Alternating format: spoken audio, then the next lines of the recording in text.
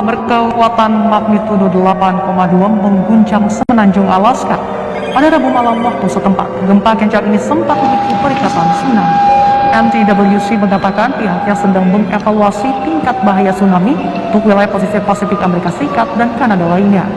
Sementara itu, Pusat Peringatan Tsunami Pasifik juga mengeluarkan peringatan serupa untuk Hawaii dan Guam di Pasifik. Meski begitu, NTWC telah menarik status peringatan tsunami untuk garis pantai Alaska dan memberi peringatan akan terjadi gelombang laut yang kuat untuk beberapa jam ke depan. Silakan dengarkan, bencana-bencana alam yang mengerikan akan terjadi hampir merata-rata di seluruh negara, di tiap negara di dunia ini. Ma'asyiral muslimin, marilah kita puji Allah. Apapun kondisi keadaan kita, tetaplah nikmat Allah tidak terhingga, tidak dapat dihitung. Allah berfirman di dalam surat Al-An'am di ayat 158. Artinya, tidaklah yang mereka tunggu-tunggu kecuali datang kepada mereka para malaikat-malaikat Allah yang mencabut nyawa mereka. Setiap kita sekarang ini sedang nunggu malaikat pencabut nyawa datang. Dan tidak ada satupun yang tidak akan ditewaskan oleh malaikat maut ini. Siapapun dia, tidak akan ditunda waktunya, sebagaimana juga tidak akan dipercepat.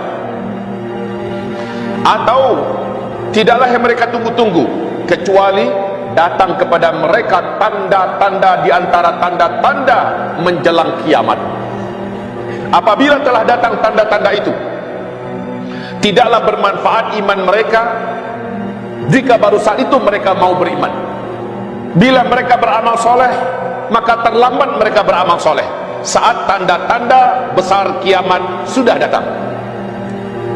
Maka orang-orang yang akan selamat ketika tanda-tanda kiamat itu sudah datang adalah yang sebelumnya sudah menjaga iman, memurnikan bertauhidnya, menjaga akidahnya, dan memperbanyak amal solehnya. Inilah yang akan bermanfaat keimanan mereka dan amal soleh mereka. Katakanlah kepada mereka, wahai Muhammad, intadhiru, tunggulah oleh kalian. Sesungguhnya kami juga sama dengan kalian, sama-sama nunggu. Jadi yang kita tunggu cuma dua dalam ayat ini. Yang pertama, yang kita tunggu kiamat kecil. Atau yang kedua, yang kita tunggu kiamat besar. Dua-duanya pasti terjadi. Kiamat kecil adalah malaikat maut datang mencabut nyawa kita. Itu kiamat kecil. Dan kiamat besar adalah hancurnya alam semesta, tapi dimulai dulu dengan tanda-tandanya. Maka menghadapi kiamat kecil, menghadapi kiamat besar, tentu saja ada persiapan. Ada persiapan. Kalau kiamat kecil yang ditunggu, jika nyawa sudah sampai di tenggorokan atau matahari sudah terbit dari sebelah barat, maka tidak ada lagi taubat yang akan didengar dan diterima oleh Allah Subhanahu wa taala. Atau jika sudah datang tanda-tanda besar daripada tanda-tanda kiamat yang 10, maka juga tidak bermanfaat orang-orang yang saat itu baru pengen taubat, saat itu dia baru pengen beriman, saat itu baru dia beramal soleh. Sudah terlambat. Ibarat Allah yang kami muliakan, hari ini saudara-saudaraku, saya tidak hanya cerita tentang Indonesia, terlalu kecil Indonesia ini. Kita cerita untuk seluruh dunia, setiap negara. Apa yang dulu diceritakan Nabi terjadi seluruhnya di zaman kita sekarang. Orang-orang sudah tidak malu-malu lagi untuk berebutan mendapatkan jabatan kekuasaan, walaupun harus pakai membayar, menyogok, dan melakukan apapun, cara securang-curang apapun untuk bisa mendapatkan kekuasaan. Sementara ketika mereka sudah berkuasa, mereka tidak malu-malu lagi untuk mengembalikan apa yang sudah mereka keluarkan demi mendapatkan jabatan itu. Ketika mereka sudah berkuasa, mereka juga sudah menimbulkan kerusakan yang tidak sedikit. فَإِذَا تَوَلَّى سَعَى فِي الْأَرْضِ لِيُفْسِدَ فِيهَا وَيُهْلِكَ الْحَرْثَ وَالنَّسْلَ وَاللَّهُ لَا يُحِبُّ الْفَسَادَ. Apabila mereka memegang jabatan, mereka segera membuat kerusakan dengan jabatannya itu.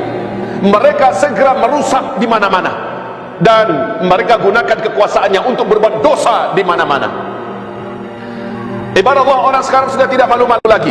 Yang benar akan dituduh, dituding, diburu, dikejar, dicecar, difitnah, dan dihinakan sebagai pendusta, sebagai perusak, sebagai pembuat onar. Sementara yang jahat, pengkhianat, orang yang culas, maling-maling, orang-orang yang brutal akan diangkat, dieluk-elukkan sebagai pahlawan. Dan ini para pelakunya jelas, para wartawan-wartawan yang tidak takut dan tidak kenal dengan Allah Subhanahu wa taala. Media-media memberitakan seorang penjahat-penjahat ini adalah orang yang baik dan benar, layak untuk didukung, pantas untuk dipilih. Tidak malu-malu.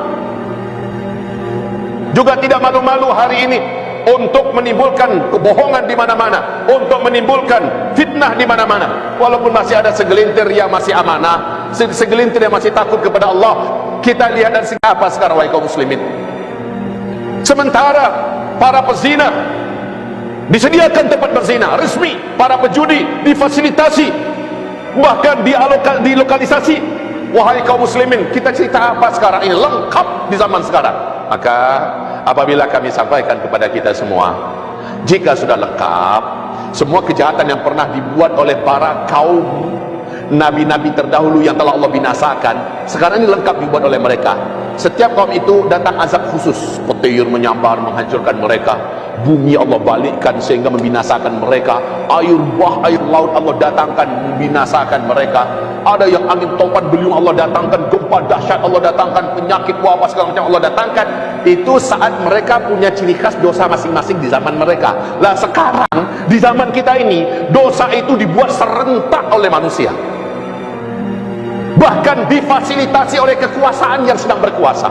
Jika demikian, saya tinggal mengucapkan kata-kata ini, tidak mendoakan, pasti tidak mendoakan. Saya berlindung pada Allah, mana ada mendoakan. Tetapi saya katakan pasti, insya Allah Allah akan datangkan segala bencana-bencana yang dulu pernah Allah datangkan kepada generasi dari nabi-nabi yang kaumnya mendustakan para nabi-nabi itu dan berbuat dosa.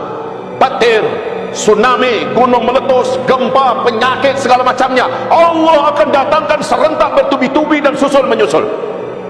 Saya tidak berani menyebutkan bulan berapa, tahun berapa, tapi melihat daripada semuanya sudah klop dan lengkap dibuat di zaman sekarang, maka saya sah dong mengatakan tak lama lagi.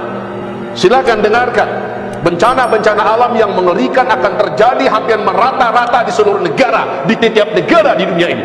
Bencana-bencana besar, bencana kemanusiaan, peperangan, penyakit yang menyebar di mana-mana, dan pembunuhan, kelaparan, serta bencana-bencana musibah-musibah alam. Tak lama lagi.